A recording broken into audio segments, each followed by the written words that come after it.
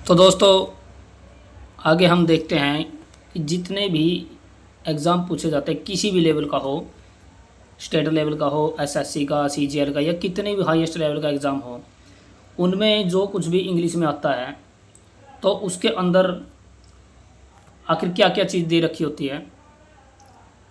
तो इंग्लिश के अंदर देखो क्या क्या होता है। सबसे पहले दे रखा है रीडिंग कॉम्प्रीहेंशन।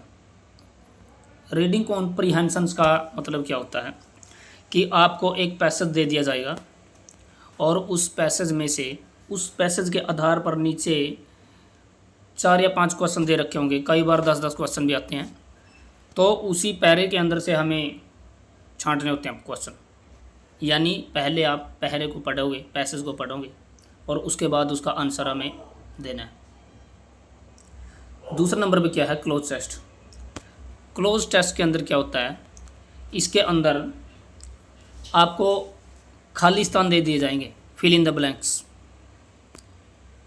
कि किस चीज़ के बाद क्या आता है। अगर नाउन एडजेक्टिव दे दिया तो उसके बाद नाउन आएगा, या फिर नाउन दे दिया उससे पहले क्या आ जाएगा, एडजेक्टिव। यानी कुछ कुछ भी पूरा सेंटेंस ना लिखे, बीच में से कहीं कहीं से कुछ कुछ वर्ड हटा दिए जाते हैं और हमें वो पूरे करने होते हैं जो कि ऑप्शन में दे रखे होते हैं। इसके अलावा और क्या आता है उसके अंदर, पैराजम्बल्स। पैराजम्बल्स का मतलब क्या होता है, यानी जैसे किसी क्वेश्चन के अंदर 4 ऑप्शन होते हैं तो क्वेश्चन ही ऑप्शनों में आ जाएगा। क्वेश्चन ही ऑप्शन में आने का मतलब क्या है कि क्वेश्चन आपका 4 लाइनों में दे दिया जाएगा कि ए, बी, सी और डी। तो उनमें से वो एक ही, वैसे होता वो एक ही सेंटेंस है, लेकिन उसको काट छाट के दे दिया जाता कि ए के बाद बी आएगा या फिर बी के बाद डी आएगा, डी कौन सा पहले आएगा और कौन सा बाद में आएगा। तो नीचे अलग से ऑप्शन दे रखे होते हैं कि ए पहले आ गया, डी बाद में आएगा, या फिर सी से शुरू होगा, या फिर ए से शुरू होगा, या फिर बी से शुरू होगा। ऐसे आपको parajumble, P Q R S इसका दूसरा नाम है कि जैसे पी क्यू आर एस, ये क्यू है, पी क्यू आर एस होता है कि जैसे लाइन में पी क्यू आर एस होता है, ऐसे ही उनको सेट करना है। अब देखो इंग्लिश के अंदर क्या है, ये यहाँ था, इंग्लिश था ये। इंग्लिश के अंदर चौथा सेक्शन होता है ग्रामर का। आगे क्या है, ग्रामर के अंदर क्या था, ग्रामर के अंदर बेसिकली 2 पार्ट होते हैं,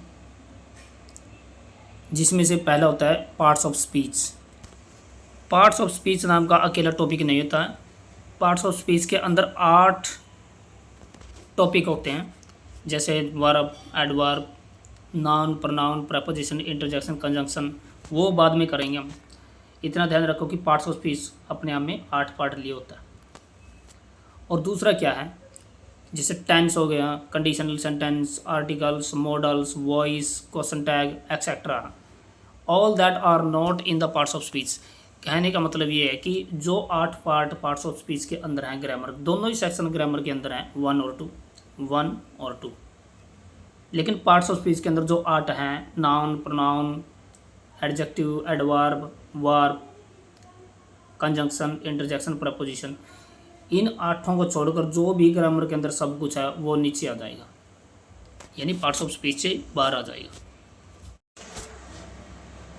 चलिए हम शुरू करते हैं ग्रामर।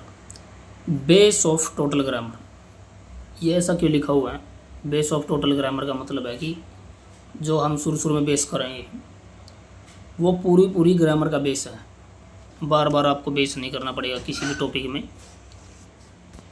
यानी ग्रामर के अंदर देखो, जो इसका बिल्कुल some important verbs for base only, मतलब यहाँ पर हम कुछ वर्ब्स के बारे में पढ़ेंगे, लेकिन ये वर्ब चैप्टर नहीं है।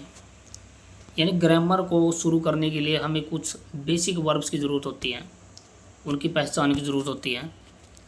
तो वो वर्ब कौन सी है, हमें वो पढ़नी है। अब देखो,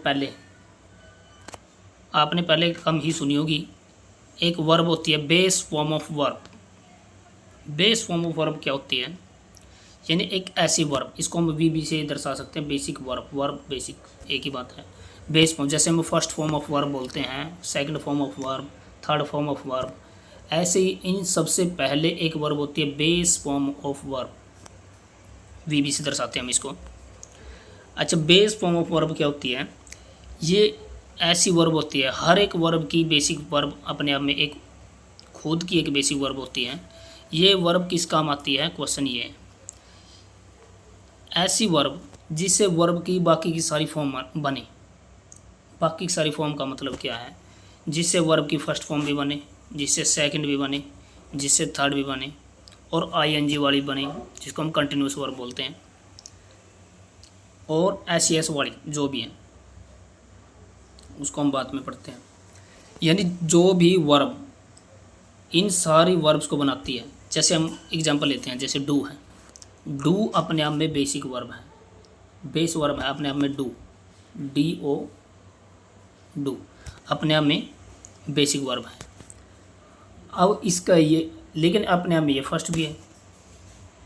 अब इसी का हमने डिड बना दिया सेकंड, इसी का हमने डन कर दिया थर्ड, और इसी का बना दिया हमने कंटिन्यूस वाला डूइंग।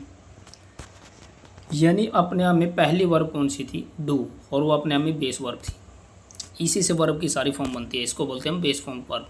बाद में हम इसकी, अब इसको इसके नाम पढ़ते हैं हम, बाद में इसको एक्सप्लेन भी करेंगे। दूसरे नंबर पे क्या है? दूसरे नंबर पर है helping verb. Helping verb, helping verb देखो नाम क्या है इसका? सहायक क्रिया। यानी एक ऐसी वर्ब जो किसी दूसरी वर्ब की हेल्प करती है उसे सहायक क्रिया बोलते हैं, यानी हेल्पिंग वर्ब बोलते हैं। एचवी से दर्शाएंगे हम इसको बार बार। अब देखो, ये हेल्पिंग वर्ब हेल्प करने वाली क्रिया, करवाने वाली नहीं है, किसी की हेल्प करने वाली क्रिया को सहायक क्रिया बोलते हैं, यानी हेल्पिंग वर्ब बोलते हैं। अब ये किसकी हेल्प करेगी? अब ये किसी सब्जेक्ट की तो हेल्प करनी चाहिए, ऑब्जेक्ट की हेल्प नहीं करेगी, एडजेक्टिव की नहीं करेगी। ये अपने आप में एक वर्ब है, तो किसी वर्ब की ही हेल्प करेगी, और जिस वर्ब की ये हेल्प करती है वो है मेन वर्ब। क्या है? Main verb. जिस वर्ब की हेल्प हेल्पिंग वर्ब करती है उस वर्ब को मेन वर्ब बोलते हैं। अब यहाँ से इसकी भी डेफिनेशन अलग से तैयार हो गई। मेन वर्ब क्या होती है? एक ऐसी वर्ब जो पूरे सेंटेंस के अंदर एक मेन वर्ब के रूप में काम करती है। मेन वर्ब का मतलब है कि जैसे कोई खाना खाता है, जैसे मोहन खाना खाता है, तो जो खाने का काम हो गया, जो खाने का काम है वो मोहन कर रहा है, तो खाना अपने आप में एक मेन क्रिया है, मेन वर्ब है। इसको बाद में भी एक्सप्लेन किया जाएगा।